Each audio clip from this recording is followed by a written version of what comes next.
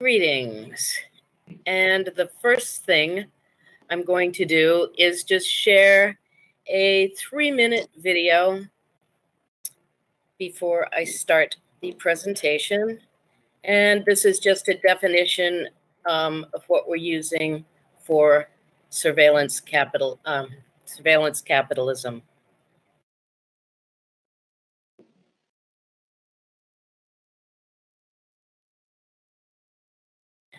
Great. So I guess that sets the framework of what we're talking about when we say surveillance capitalism. So it's pretty simple. It's looking at everything and being able to sell that data to wherever you would like to sell it, making money off of other people's information. And it's being done by companies large and small. We've heard about all the breaches and that our information is just, being released into the wild for anyone to get and impersonate us, et cetera, et cetera, et cetera. So I guess I'll just start with a little bit about me. And my name is Micky. I am also known as Free Scholar. And I'm a Drupal hacker, industry organizer. I speak at events. And I'm most importantly a worker owner in a Agaric tech cooperative. And we build websites and applications and frameworks and platforms for the internet. All of our work is done in the open unless a client does not want that. We have very few of those clients. Our work is available usually on GitLab, and you can freely download some of the projects we've done and repurpose them for your own uses. I speak mostly about free software for social justice and cooperative community building, networking, privacy, and security, and I host workshops like this. My presentations at Drupal conferences and other events at universities have been on other topics like artificial intelligence, cooperative business models, and strategies. Agaric also reaches out to people, or people reach out to us, asking about joining or forming a cooperative business. So I'm going to stop my camera just so we can all be anonymous and focus on talking instead of just gawking. I don't have a huge slide deck. What I would like is for this to be more of a conversation, a roundtable, including all of us. If you have something you want to ask or a comment, just jump in and say something, and that's perfectly fine. We'll just move with the flow as it goes. So, is data collection good or bad? Ooh, well, I don't know. I don't think it's good. I think it's not good specifically because it can be used for bad. Once you collect data, then it is available to have just basically anything done with it. If you're a proprietary company, you usually collect that data, sort it, and sell it to different institutions and different companies so they can, like, I'm sure you've all gotten spams that says, want to buy a mailing list of 5 million Drupal users or 5 million people who do this, and people will sell you an email list. So there are good uses for collecting data, but who is in ownership of it and what they do with it is not always something that any of us can find out, for one thing. You really can't go to most websites and see, what do you do with my data? A lot of people have developed skills where you can drill down and find out some of what is going on with your data. But the problem with proprietary software is sometimes you don't even know what data it is they're collecting on you. So you have no way to act with that. As it says here, who's watching and what are they looking for? And how could it affect you in ways you don't know? Are you really predictable? Are we all predictable just by someone knowing what we've done in the past? Can you block trackers? Well, yeah, there's some ways. And how secure can you be? What methods and tools does a person need to protect themselves? And what can you personally do to secure your own data and protect yourself? So one by one, who is watching? Well, we know some of the players. We know Google, right? We know Google collects data on you. We know Facebook, they collect data on you. But we don't know all the places that they're selling it to. And what are they looking for? Generally, data collections are looking for patterns. They're looking for patterns in the things you buy that go with the things you do. Like, say you've bought books, okay, and you're attending a class. Okay, those books were for the class. That's an obvious thing. But say one little scary story is, say you work for a large corporation that buys data from Google, and say Google has a contract with a pharmacy, and say you stop at that, you're a young woman and you stop at that pharmacy on the way home and buy a pregnancy test. Well, by the morning, your employer may know that you bought a pregnancy test and choose to fire you for some other reason before that even becomes, before you even take the test. So just as a precaution, they decide, oh, you may be pregnant, we're firing you. How would you ever know that that happened? You wouldn't, because you didn't think that's something they were looking for. So when you think about the third bullet, how could it affect you? You don't really know. You can guess. Are you predictable? Well, of course you are. Has anyone heard about what the new thing for Palantir, large data collection company, what they are doing? They're about to go public with a supposedly $40 billion IPO in the stock market for a program that is able to track you through your license plate number, and not just track you, but to track every place you've ever been and who you have been with, what you are doing when you go there. And that's by networking and compiling all of the information they get, not just from following your car around, because you could say, well, Joe was driving my car, I wasn't. Well, perhaps in social media, someone said to you, oh, thanks for lending Joe your car last Thursday. There they go. It's all too complex for us to know exactly what's inside it, but they are guaranteeing corporations that they can tell everything about you and your extended network of friends from this program they have created. Now, who will be using this program? We can assume the government will. We can assume other corporations that want to buy the information will, but we just don't know. Are you predictable? Yeah, you really are. You're not just predictable, you are able to be persuaded to do certain things, from targeted ads to targeted any kind of targeted interaction. Do you remember the game Pokemon Go? Well, apparently it was not a game. It was a program designed to get people to lead them to a specific destination and make sure they went there by giving some kind of perks, or by, knowing what they like. If you usually eat ice cream in the afternoons, maybe not every day, but in the afternoons, if you're out, they may target you to go to an ice cream place or to drive by one to stimulate you. Can you block trackers? Yes, but it's pretty complicated for the average person.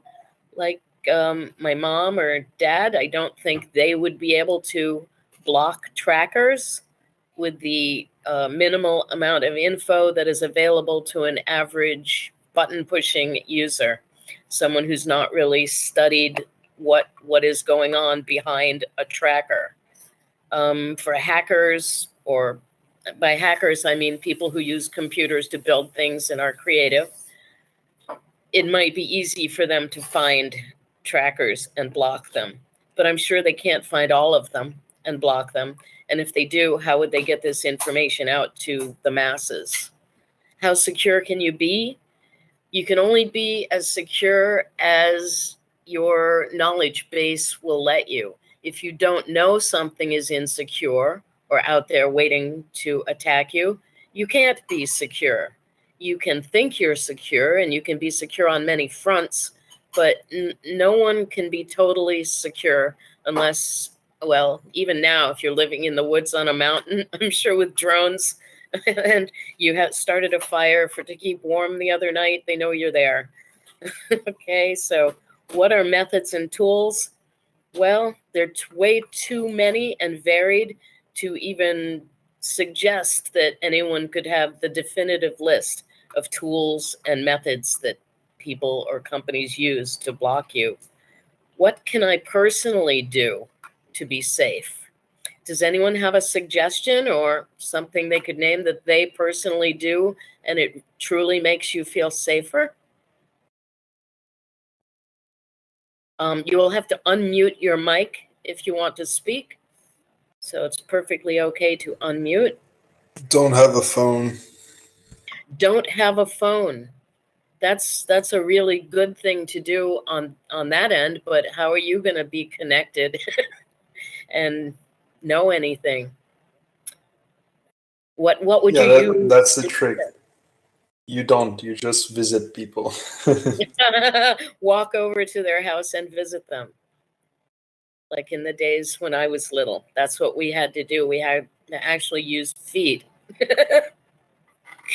and or wheels, drive by and visit people.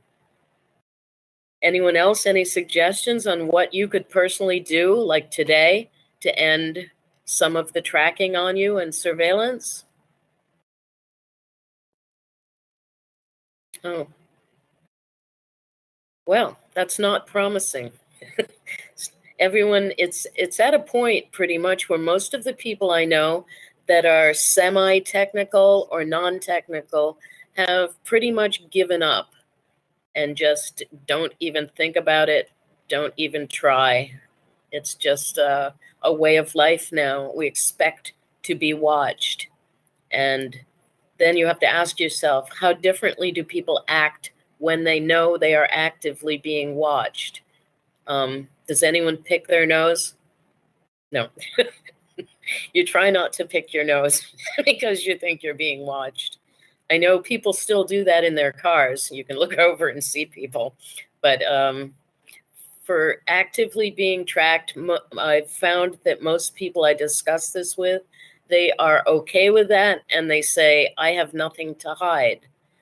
So if you have nothing to hide, and you are someone who says that, I would request all of your passwords and the last 3 private messages you've sent your friends on Facebook. And I will bet no one will take me up on that offer. It's just not something you do. So I'd like to just do another poll, just a yes or no. Do you think it's a viable option to not have a phone in today's world?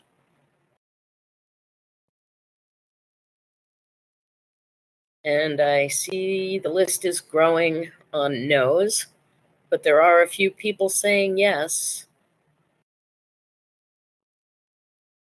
And yeah, it's still going up with the no's.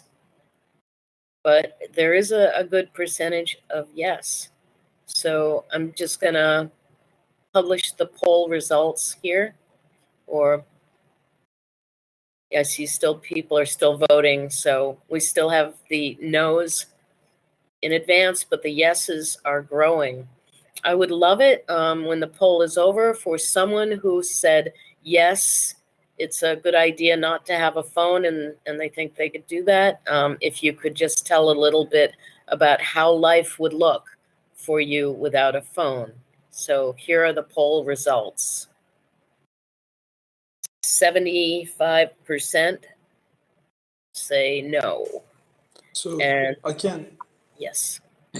I think I can say something from about myself because I've been in the process of removing myself from having a phone, and I have a lot of friends who do not have a phone anymore. And one of the things they do is almost all of them have a Wire account because Wire is a messenger that don't require you to have a phone number so you can register, and it also has end-to-end encryption. And basically they carry if they have to, they carry a tablet that has no 4G, no SIM card, and only Wi-Fi, with maps, OpenStreet Maps if they need, when they're traveling especially, and that's it. And a few of them also have a portable router, Wi-Fi 4G router that they can turn on if they need, and then connect the tablet through it. But yeah, they don't carry a phone, and most of the time they don't have any SIM cards or anything with them. And they use Wire to communicate, which requires the entire family then to use Wire, which is a problem for some, like me, but not a problem for all of them. But yeah, that's the only way I would say it's okay not have a phone. It takes a little effort. That's great information. Wire, if you could put a link in the public chat. And I'd like to remind everyone, I'll probably say it a couple of times, before you leave the chat room, you can copy the public chat and save it. So there will probably be some good links in there and good information. So I suggest that before you leave the room, you just click on the public chat tab, and the three dots there will allow you to save the transcript of the chat. So yeah, thank you. That seems like a reasonably good way to get off of the phone, which is the main tracker for everyone. So how about Yeah, I posted it in there, and I couldn't post in the shared notes, but I posted in the public chat. And I have some friends who are working on a Wi-Fi only phone, and the biggest problem with the phones is the 4G and the 3G. But yeah, go ahead. I'm sorry. Yes, no, don't be sorry. Please feel free to say something. I was just going to bring up, what about selling our own data?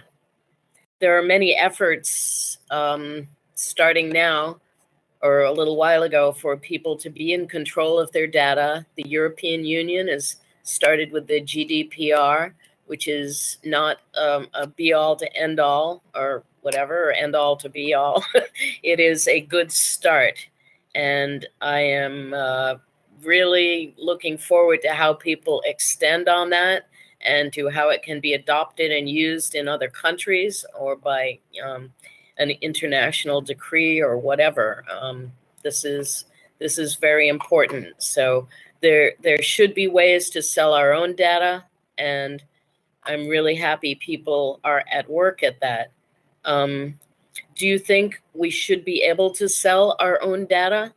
I'm gonna do the little poll thing again. Should we be in control of our own data and be able to sell it? And if so, I think that maybe we all ought to put our thinking hats on and contribute to projects that are doing this.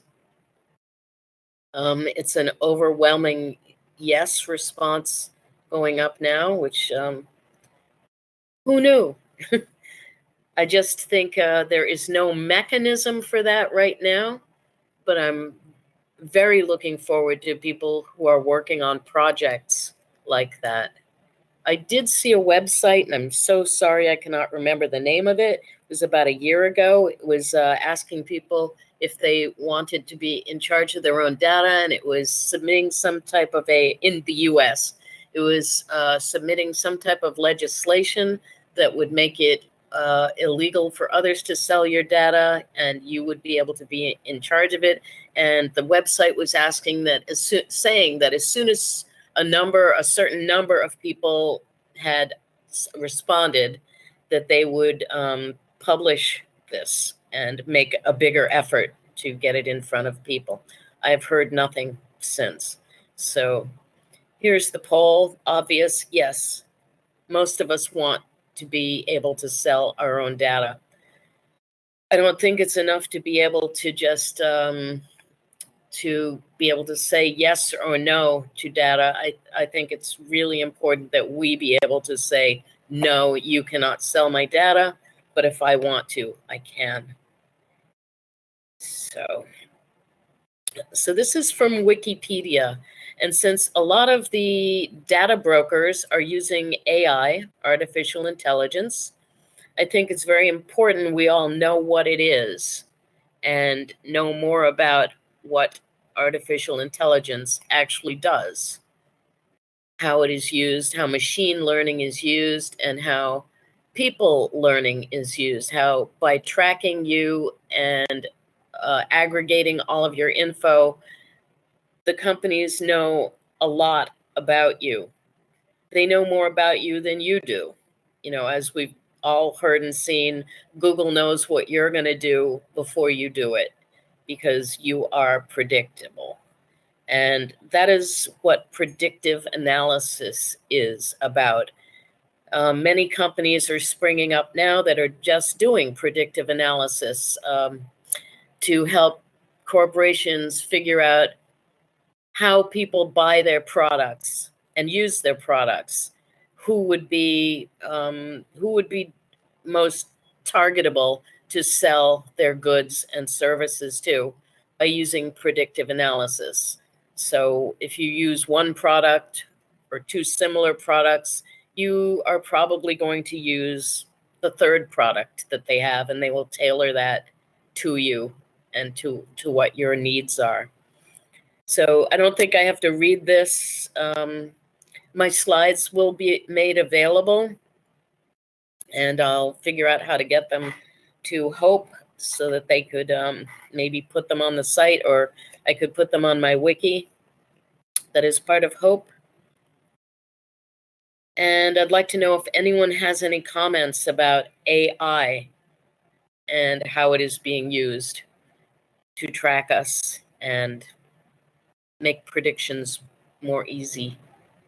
I have heard from an industry insider from one of those very corporations that you mentioned. I'm not going to say exactly which, but he says it is actually more important to have the good quality data rather than the processing part of it. The software is less important than collecting good data, and then these are the platforms that collect good data. You know. Yeah, that is true. Good, clean data that can be aggregated and sorted and filtered is the main priority.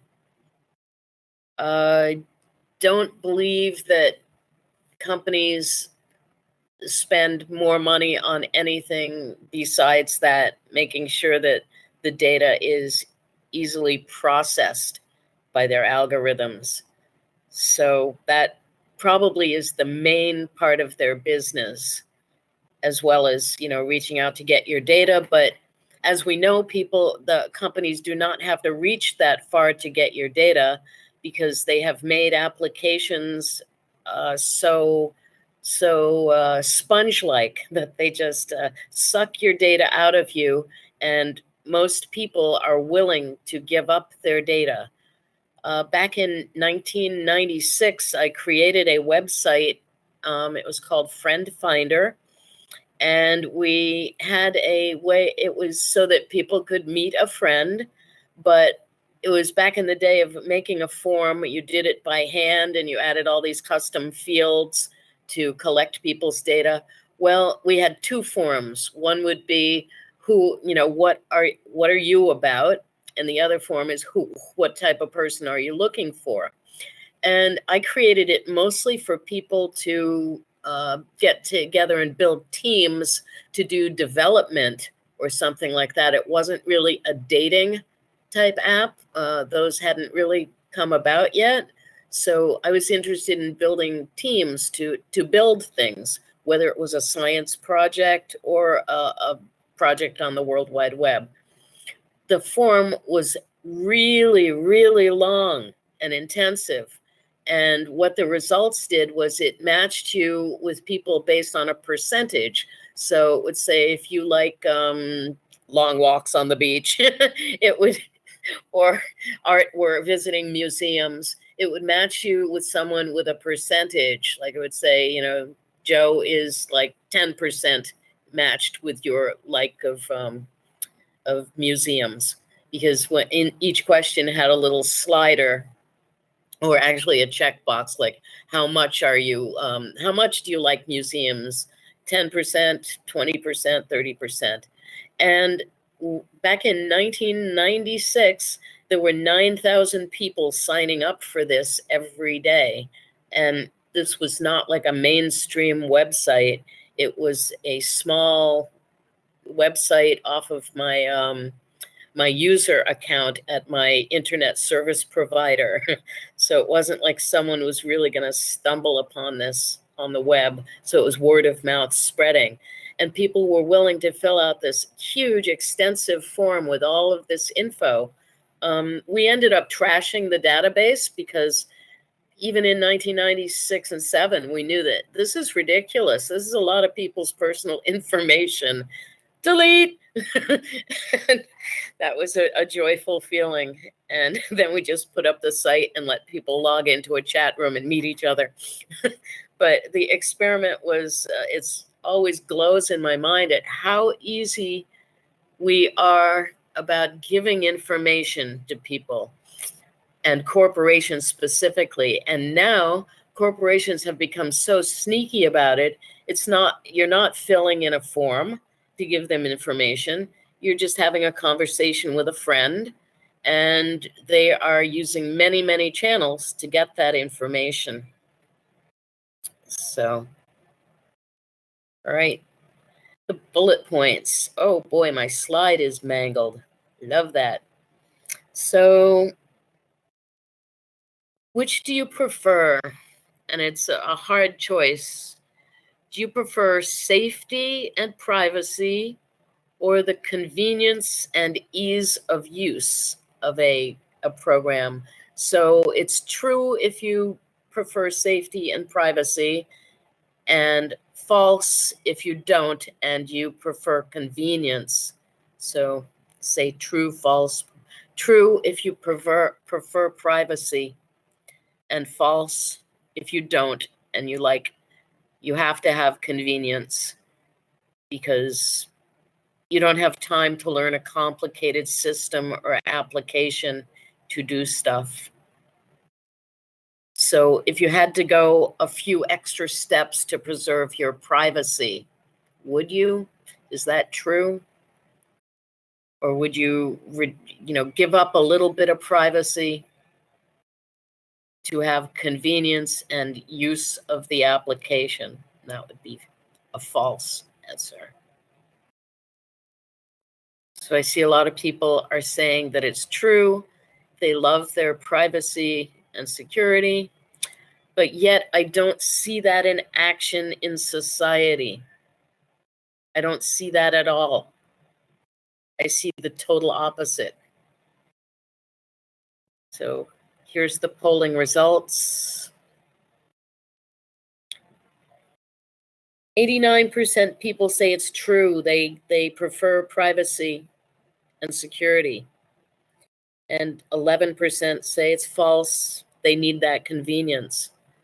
Well, I think it's the other way around.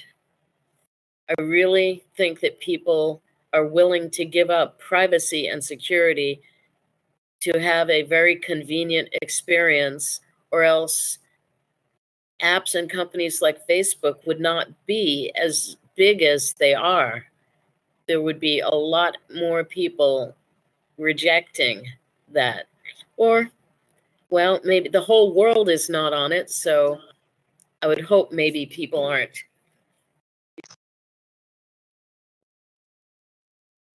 Hack 5190, do you have a comment or question? With your, I'm this and pretending that I'm sorry, it's hard to hear you. saying at best. Yes, your mic is cutting out. If you could type it in the public chat, then we could repeat it and answer it. Someone says in the public chat they can't hear folks asking questions. There have not been many folks asking questions, except for just now we could not hear Hack 5190 pose the question. So I asked that they post it in the public chat. I don't see anything yet.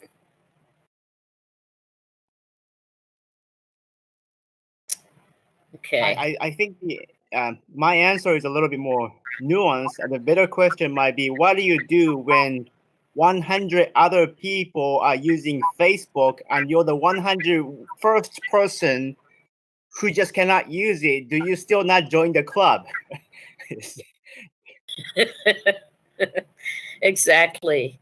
Yes. So Hack 5190 was saying, I don't think the people in this room and the poll results are representative of the people who join or use Facebook and the likes.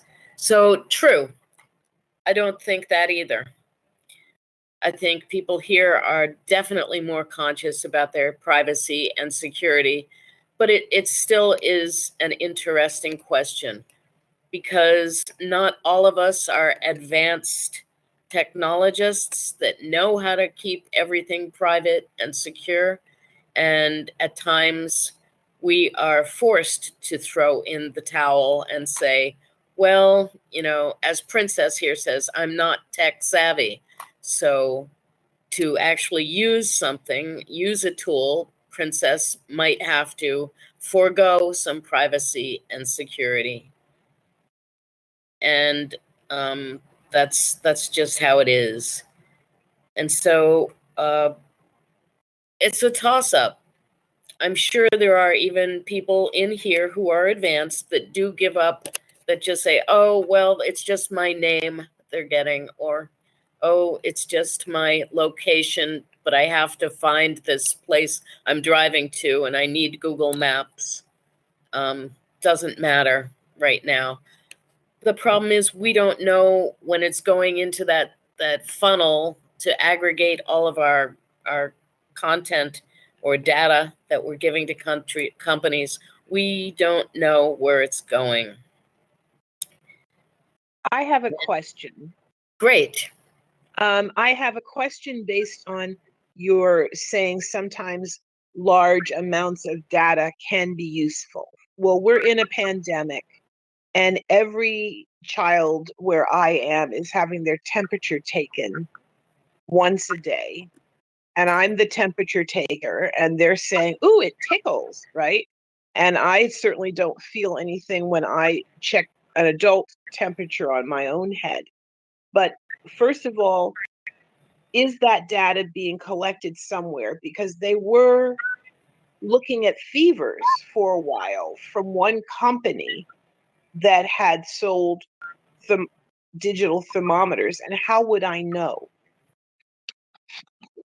You would not know. You're not privy to know where that data goes.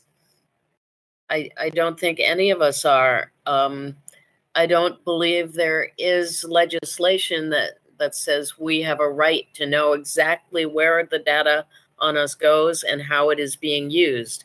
And that is one of the struggles that we're in. I saw a lot of people in the chat mention a very important tool for protecting our privacy and security, and that is free software. Free software is the foundation of our freedoms. For those that don't realize that, I need you to all go out and read more about it and tell people about it and try to understand how, if we do not have free software, we cannot look in the box to see what is being collected. So that is a total disadvantage right off the starting line. You will get nowhere without free software. Trust, I have a really hard time falling asleep knowing that people trust corporations. Why is that? Because they're wearing suits? I don't understand why someone would trust a corporation rather than trust free software. And I've even had parents argue with me about their children needing to be told what to do by Apple because Apple knows what's good for them.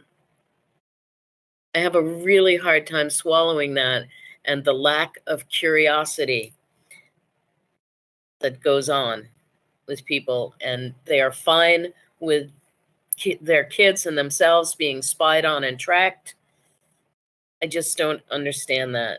So I guess, as it says here, do I have to constantly remain vigilant of new techniques that are being used to get my information?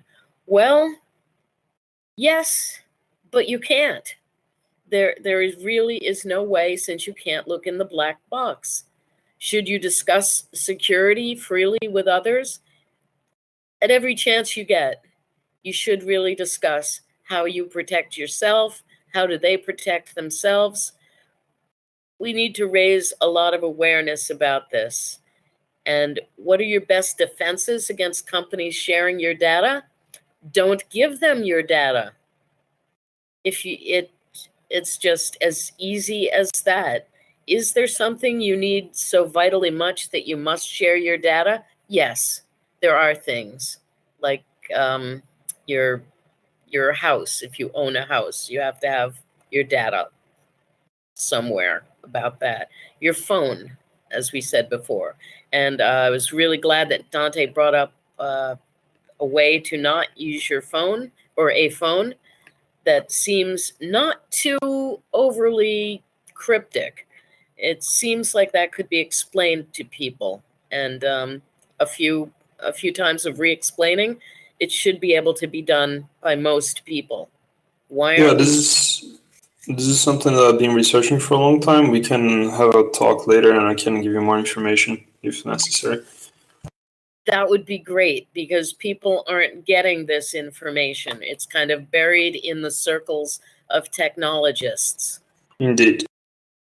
Yeah, that needs to change, which brings me down to the last bullet point. Why is it hard to raise awareness on surveillance policies and things like that? Mostly because we don't know what they are, but another reason is because they're shrouded in the veil of technocracy. Only people who are deep into technology would understand what is a burner phone. You know, you say that to an average person and they're like, I don't know, what is a burner phone? It's not known. So raising awareness is a lot of changing our language, the way we communicate with people, how we present things. So when we're at a party, it's sometimes technologists or experts at anything feel like it's, I'm the big deal using acronyms and saying, oh, well, I use a burner phone and blah, blah, blah. Like, break it down for people. Even if you don't think they need it broken down, there is probably someone in the crowd that needs it broken down that is fearful of saying that and looking dumb. People, we don't like to look stupid, especially when we're in a group or on a group call or whatever. You don't want to ask questions if everyone's like, oh yeah, a burner phone. Break these things down. Try not to use acronyms for people. If you do, break those down. and make sure people understand what you're talking about instead of just shaking a head or giving a nod. So here we go, back up the list. What are the best defenses against companies sharing your data? Don't give them your data. How many devices do you really need, and should they all be connected? Does anyone have any input on should all your devices be connected? Your phones, your laptops, your TV, whatever it is?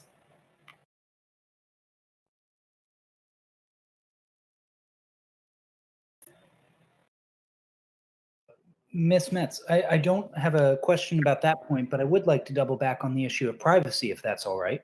Please do. Yes, this is informal. Please, people, jump in, say stuff. Go ahead. As someone who works with K through 12 students regularly, I notice with some alarm, a lack of interest in privacy is kind of an integral conceptual component of their digital communication. In an America where the upcoming generation may not be interested in compartmentalizing their digital and in real life lives for the sake of privacy, how would you recommend we help to reinforce the idea that privacy in the digital realm should be a right and not a privilege? That's a great question, because I am involved with a K through 12 population also. My co-op is hosting a platform, an online platform, for a summer program of about 1,000 students. Recently, they have requested that all of the students be able to see each other's webcams. This is in opposition to an actual law that says the state schools may not mandate that students interact like that. So teachers want this to happen too, based on student engagement and levels of engagement. Now, because I work in a GARIC, a tech co-op that is very engaged in teaching people about their privacy and security, we are building a course that we would like the students to optionally take that is based on understanding of their freedoms and privacies. So we'll get results at some point, but right now, I don't think I have an answer for that question. It's all over the place. Some of the parents want the students to be able to have cameras that's on that all see each other, and it's a new argument or new discussion we're having. Thank you. Yeah, you're welcome. If you have any other input on that, like what should I say to them? No cameras. Stop that. You're being stupid. No, I don't know. Because one point I asked a teacher from another school what she thought, and she gave me a story of how when kids are in a classroom with their cameras and can see each other, it opens up a big potential for bullying. And kids are starting to bully each other by, like, look at what she's wearing, look how fat he is, look how stupid you looked when you answered that question. It opens up a whole new ball game and a new platform for bullying as well as for mentoring. So I am not sure what to do about that. If anyone has any suggestions, please feel free to email me or speak up now. This is a conundrum. I have like kind of like a counterpoint to that. Although I agree with what was said. When I was working with some middle school and high school students, I actually found the complete opposite. There were a lot of kids that were very tech savvy, not in the nitty gritty details, but rather in the, well, I'm using, like, for example, Snapchat was a very popular choice because they can only see my videos or stories for an X amount of time. So that way they feel more protected. And there was this story a while back about some teenagers sharing Instagram accounts to feed dummy data into these accounts so that anything that was gathered was completely unusable. Huh. That's very interesting. That's really hard to wrap my mind around. There are so many different ways it could go wrong or could go well. I guess I'd like to just do a little poll on, should students in a classroom online be able to see each other's webcams? Or, like, in other words, should just the teacher be able to see them? But the yes or no, should students be able to see all the other students' webcams?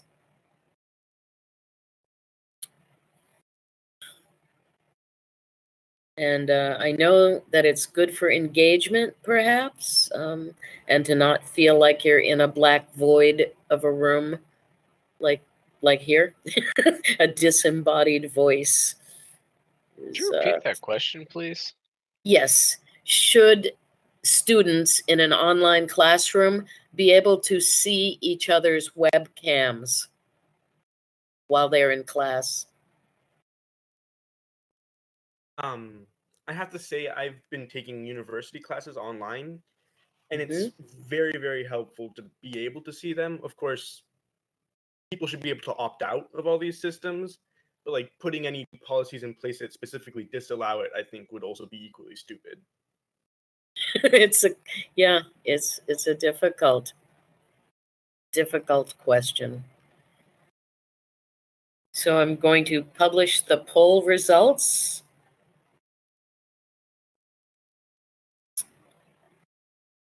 So most people said no. I can see why no is good for safety and security, but I can also see why no is bad for interactions, engagement, and making connections with other people. I mean, imagine being in a real classroom where every kid is in their own cube and you can't see them. You can just hear them.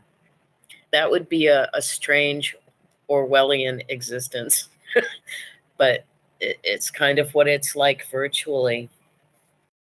You know, that's an interesting thing to point out because I just finished my last year of high school, and I'm about to start college with completely new classmates that I well don't know any of them on online classes, and I think being able to see them would make the experience much better than just talking with a machine. And I don't know who am I going to make teams with, and if we're going to be able to get projects ready on time and stuff like that.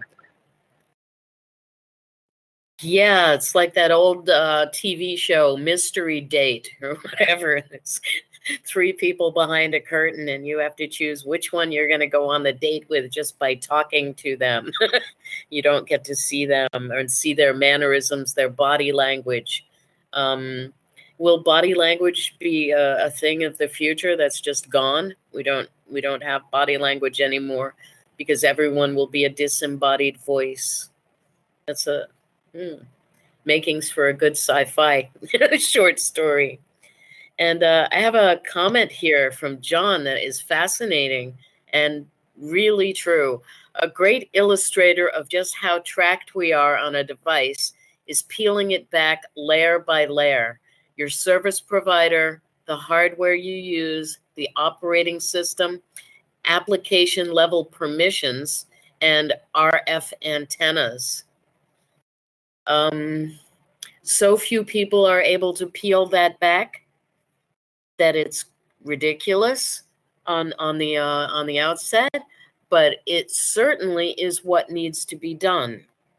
And as I said, I work with a web tech cooperative, and we are very careful and cautious of who we host our client sites with.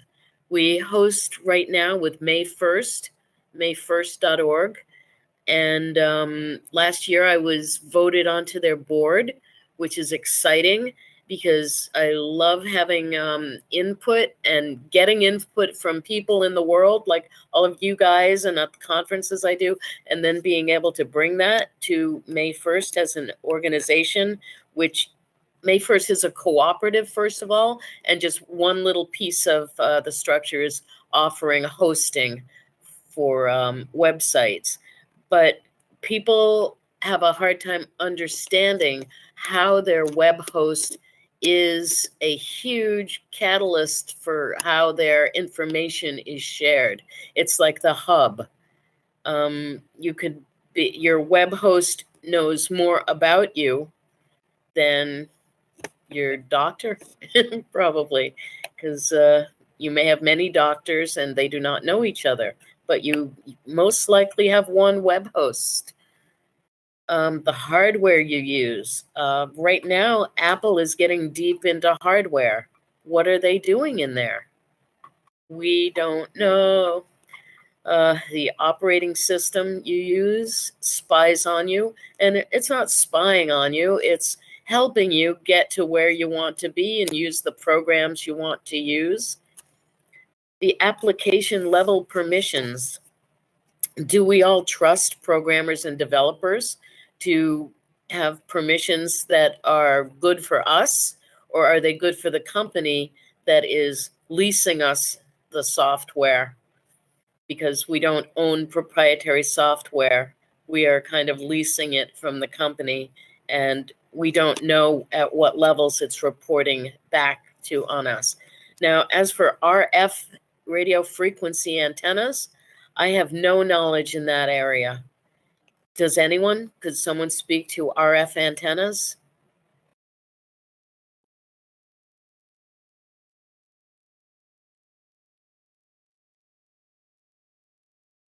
Okay, so I guess that would be everything that broadcasts. And yeah, broadcasting frequencies are controlled by the FCC, so we kind of don't have a purview into that either. There are lots of frequencies and channels that we can't access, you know, like for the military, for the police, for fire and ambulance, all kinds of different levels of frequencies. Now, I am familiar with mesh nets, which are a good step towards our freedom and privacy. Mesh nets are, for those who don't know, it's a way of having a network where everyone has a little antenna and a router on their roof. They have an antenna and it can reach a certain distance, like a couple of miles. So you are connected with your neighbors on a network that works even when the internet goes down. But with one large internet connection, you could connect all of your neighbors. So you get like the big deluxe enterprise internet connection for $500 a month. And if you share it with, say, 60 to 100 people that are in your apartment building, neighborhood, or, you know, close proximity, then that is one way to get the internet to be shared with people who can't afford paying $150 on their own a month. And it is also a way of being connected when this whole show goes down, as we know it probably will, as it has in different parts of the world. We are not in control of whether our internet stays up or stays down. And in that mix is your email provider. If you're not using, well, I remember when people were laughed at for using Gmail because it wasn't your business name, and who would want an email from something that didn't say, you know, joe@joesbusiness.com, where that's promotion, advertising. It's how people know you by your business name. And then everyone opted, or not everyone, a large percentage of the world has either opted or, in the case of schools and universities, been coerced into getting Gmail accounts. Now, people don't really ask what's going on with my Gmail account, who has access to it, why do I have to have that to join my school? Why can't I just use my Proton Mail account? I hope everyone's familiar with services like Proton. They're encrypted emails, and even if your friend isn't encrypted, you can add a password to the email that only they would know. So getting as safe as you can with things like that is important before they are knocked out by governments too. Governments are now fighting against encryption for the average person. So, and how much security does encryption provide? I've heard quantum computers can break all encryption. It's worthless because governments are already using this. And how can I safely use a social media platform? You can't. But how else can you get news and information in and out for people? I don't know. That's on a side note there. How much security does encryption need to provide? Because surely if I send someone a message saying I'm going to meet you at 5 p.m. tonight to grab fries, by 7 p.m. that message is worthless. So therefore, does the encryption need to actually be that secure, or does the encryption usage depend on how secure the encryption needs to be? Well, I think there is a misunderstanding of the value of that information, because sure, that information is useless, but then you can see in the future how many times you were with that person and so on, no? yes, tracing the connection and then digging in deeper in other channels is the point. It's not just a straight channel of like, we've got your encrypted email, we know everything about you. I have tried to reach out to some, I guess, fringe groups at times to let them know they need to be protected using Proton Mail, etc. But I think people are fearful of it, or just so unknowledgeable they don't want to take the time, and they still use their Gmail. So I think that's another place that needs rampant awareness. People need to understand that they are not just jeopardizing themselves, but possibly other people or a whole organization or a bunch of organizations. I think it's taken too lightly on, yeah, well, that email will be obsolete in 10 minutes, because I've already had my fries. But, how often do you meet that person for fries or food or something related like that? Many ways to look at that. But thank you. That is a good point. We don't have to encrypt everything, but you don't know what you have to encrypt because you don't know how they're filtering this, aggregating it, and looking at it. That's one point. Micky, I have another question, if I may, kind of Please. touching up on several things we've talked about. So not when it first started, but kind of when it was already underway, the whole COVID-19 pandemic and quarantine, there were a couple headlines about Apple and Google basically showing off what they can do with our data and trying to do some sort of contact tracing solutions. I never read the articles because I was just really creeped out by just the headline. But a lot of people, a lot of friends of mine that know that I work in security came to me and said, well, this is clearly good. So how can you argue against data tracking and everything when we can see things like this being possible? And to some extent, I understood their point, but that was, this is really a one-off case because, we're in a quarantine, pandemic. It's not a normal use case scenario. So keeping this in mind, would you have any suggestions on how to tackle that sort of response? Boy. Well, one of the things I would talk about is anonymity. Can we have data submitted about us anonymously? Why does it have to be attached to our identities? For you to know that there's 100 million cases, why would that have to be initially attached to your identity? If you know that there's this virus going on and there's millions of cases, but it's all anonymous, then you as a person have a choice to go, wow, that number's way up there. One of them might be me. I better get to the doctor and get checked. So anonymity would be one of the first places I would look. Yes, but then the question comes into how can contact tracing really be performed there? Because the argument for it is precisely that, well, we know you were in this place at this time, so we know that you might be infected. And I don't think it's easy to sell it without saying that. No, okay, yeah, I'm sorry, I misunderstood a little. But yes, that is a really bad conundrum. How can you do contact tracing and be responsible with people's data? Just because of the world we're in today, I don't think you can be. So that's another place where people would have to make a choice of security or and privacy, or I don't know. That's something I can't answer. Anyone else? As someone who used to work for, sorry, go ahead, please. No.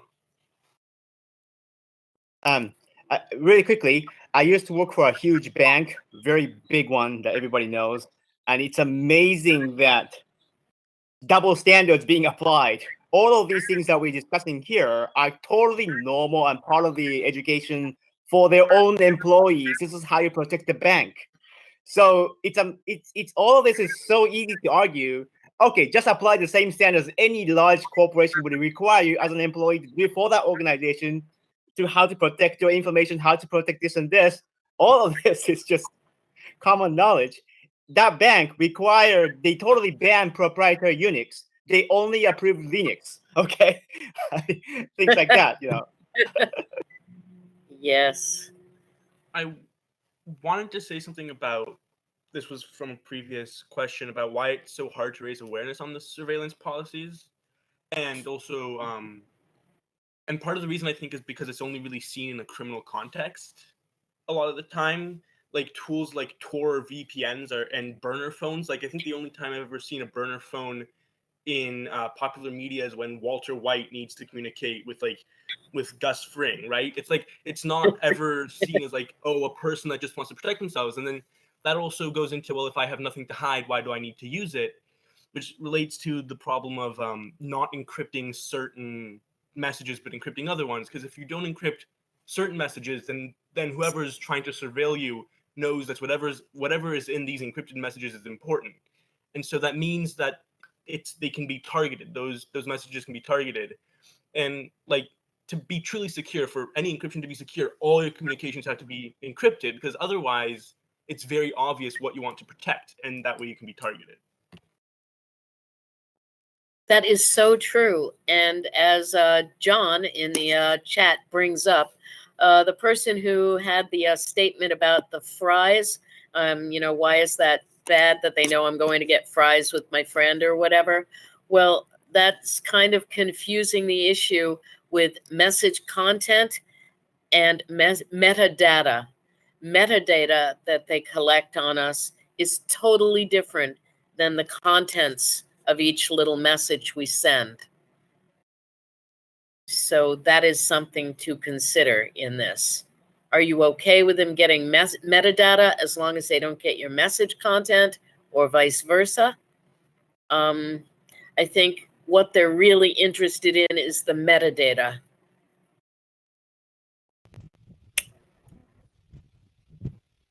Do you have any opinion on the contact tracing apps for COVID-19? I really don't, Tim. I really don't have an idea about that and how that could be used responsibly. We've seen so many things turn bad in the hands of governments and large corporations that I don't know. Perhaps taking it on as small groups of individuals in our communities, with a hospital that we work with that we trust. No, I don't know. That probably would not work, because your contacts go out of that circle.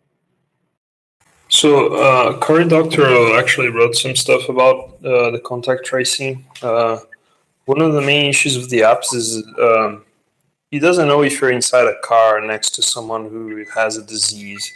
It doesn't know how far you are from people very much. It has a notion, but it's not very, very good. And it has no idea if you're wearing a mask, if the other person is wearing a mask.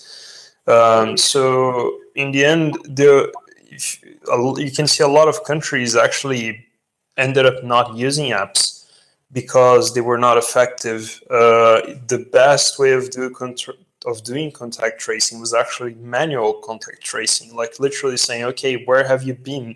Call those places. Do you know customers who've been in this place? Call them and call your families and so on. And Israel and I forgot which other countries, they simply said, no, the app is useless. We're going to abandon it. But of course, tech companies love this data. And even though most of them are using the Google and Apple API, Google and Apple are pushing it because it's still good for their brands, right? It's kind of washing their privacy issues, bad image, So I don't think these apps actually will be useful in that sense. And manual contact tracing is the only alternative. Well, how about one more little quick poll? Should there be apps to do contact tracing?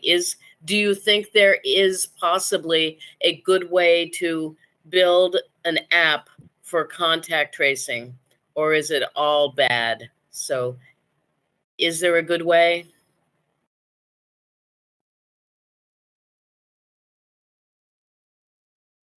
And if there is a good way, do we know about it now, or is it something we're going to have to discover probably? So for the poll, is there a good way to do contact tracing through an app like on your phone or computer? I'll have to say I don't believe there is. I'm just thinking of the misuse of what insurance companies would use if they had this data. Yes, insurance companies. Whoa. Now that's a whole nother workshop.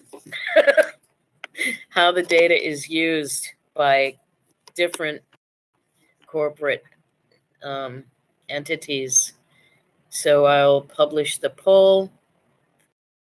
Is there a good way to make a contact tracing app? No.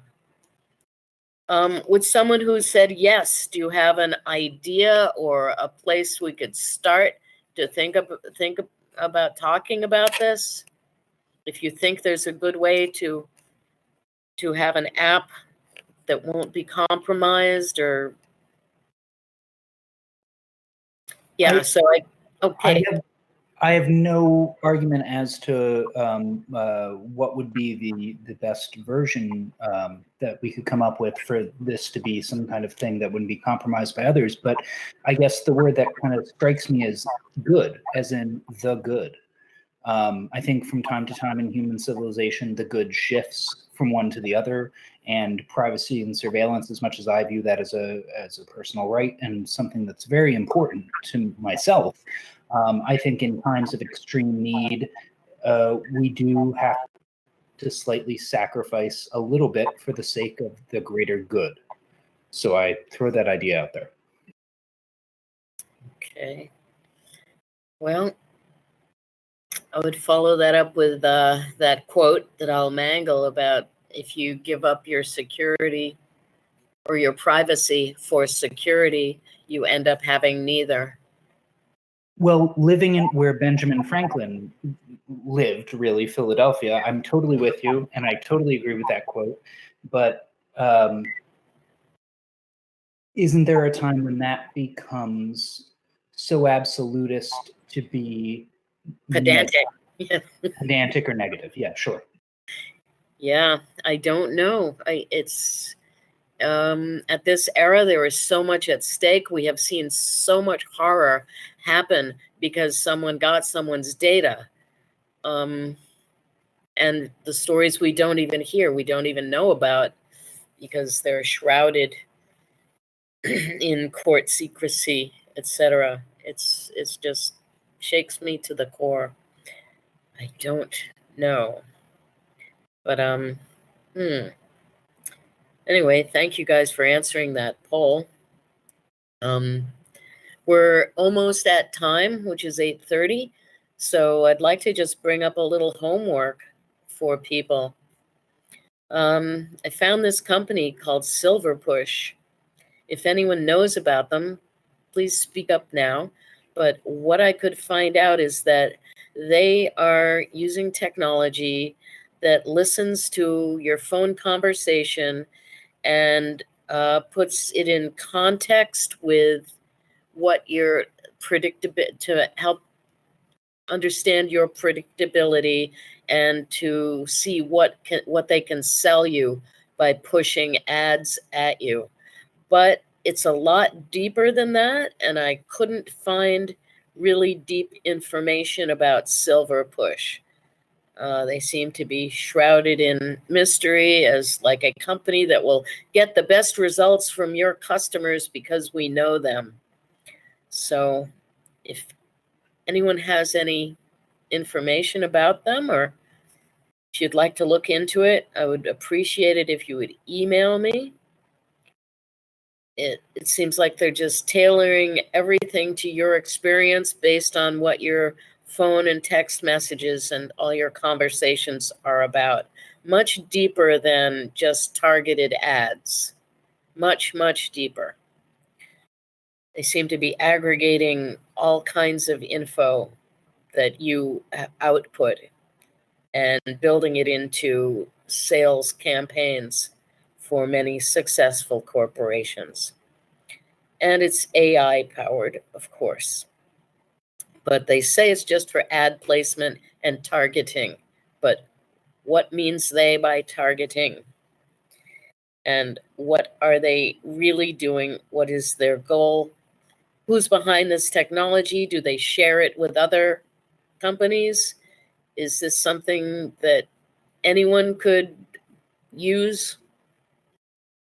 What's behind the mask? It's very, very deep. So well, nobody's going to come out and say how horrible it is. I will. It's horrible. And I said that. Oh, Banks. No, sorry. Yeah, but that's not the way you sell the product. Exactly. It's well, then maybe there's a disgruntled employee, former employee. Very possible. Could give the inside. I'm sure it will make a good movie or has made a good movie. I don't know which. So I'll leave you guys with that. And I have some resources here that I'll share. The first link is to my cooperative. We have links for resources to a speaking engagement I did about artificial intelligence and the Orwellian future, which is now the past and has been here for a while. And there's an interesting link to William Barr announcing an Orwellian pre-crime program. Kind of like, did anyone see the movie Minority Report? I'm sure quite a few people saw it. It's here, and it's been here for a while, but the Attorney General is codifying that into a bill to make it a law that you can do all of this predictive scanning on citizens and aggregate their social media with their doctor's reports, with their school reports, with any type of background info on them. And in the name of mental illness, they can put you into a facility without your agreement. Based on this, they can just say, oh, you are mentally ill because we found you ate Cocoa Puffs at 3 a.m, and nobody does that, or something as equally as ridiculous, but I'm sure they will make it stand up in court. So I'd love to know if anyone has more info on that and the progress on it, but I know it's a long link there. I guess I wonder if I could post that in the chat for people to click on. It's an actual bill that is very scary. Like the secret police come and take you off the street. Oh, that's already happening. But that they can lock you up for an undetermined amount of time. Comments?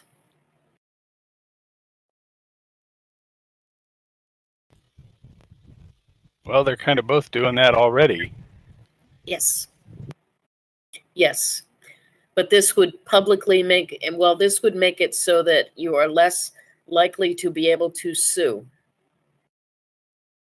I'm sure if they grab a couple of rich people, it will be a little painful for them.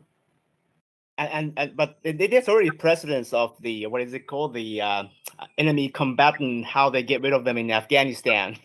You know, just because we think they might do something bad in the future. I mean, it has precedence. Yeah, we think they might be doing something bad in the future.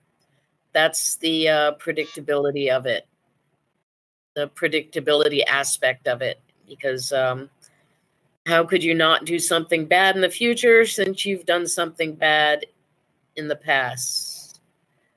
So I'm going to, right now, I'm just trying to post this link in the chat so you could look at the bill itself and maybe gain some better insight. I'll put it in the public chat and the shared notes. Here it comes in the public chat.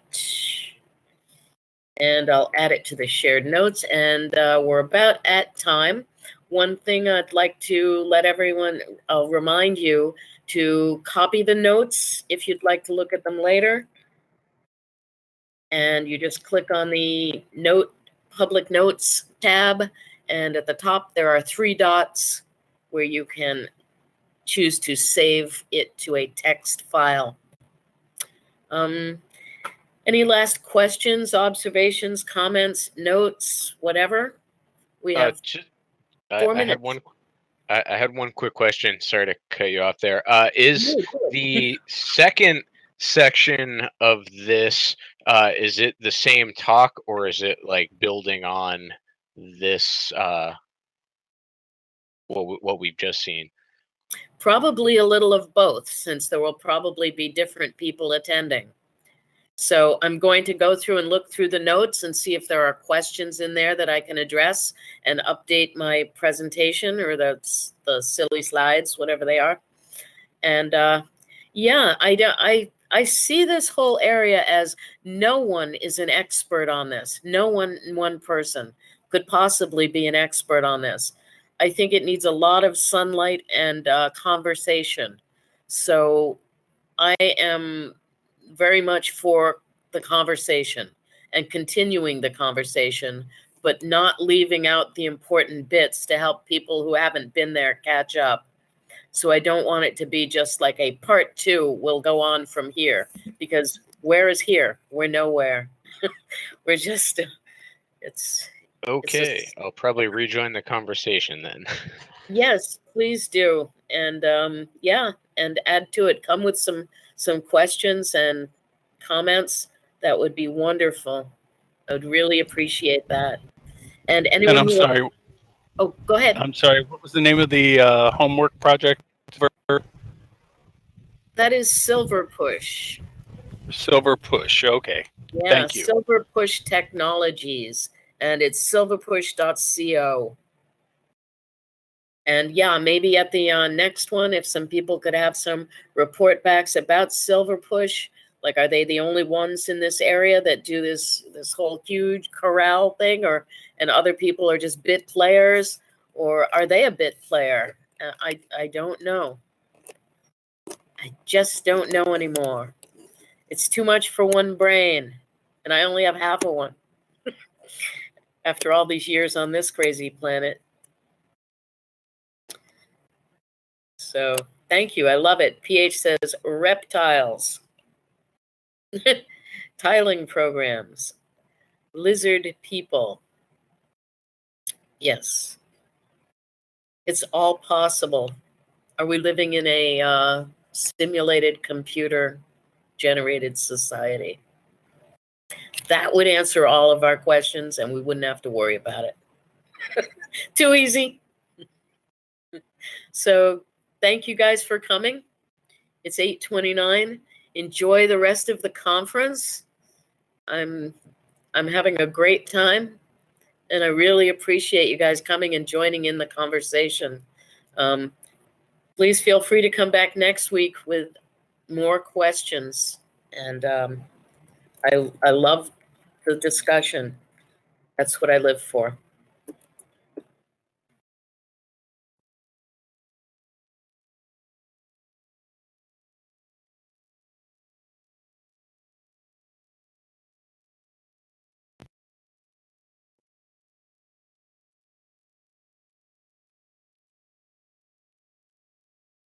Feel free to email me.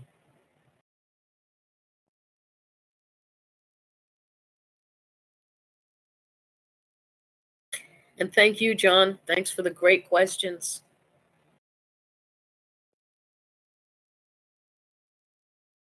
There's a ton of stuff in the public chat. This is awesome. Now I have my homework cut out for me. Thank you very much, Micky, for the talk. It's been amazing. The best one I've seen so far. Well, it's the first one, right? No. No, not really. Thank you for facilitating, Dante. Excellent job. Thanks. No, but for real, this topic is of a huge interest to me, and it's super, super hard to find someone who actually is able to translate it into a wider audience. So, really good job. Thank you. That's what a lot of people tell me. I wonder why. We got to fix that. All right. Yes. Take care, everyone. Or can people stay in here and chat amongst themselves? Is that legal? Yeah, absolutely. I'm gonna leave this running for another 20 minutes. So everyone can. I'm gonna stop the recording now, but people can linger here and chat if they want.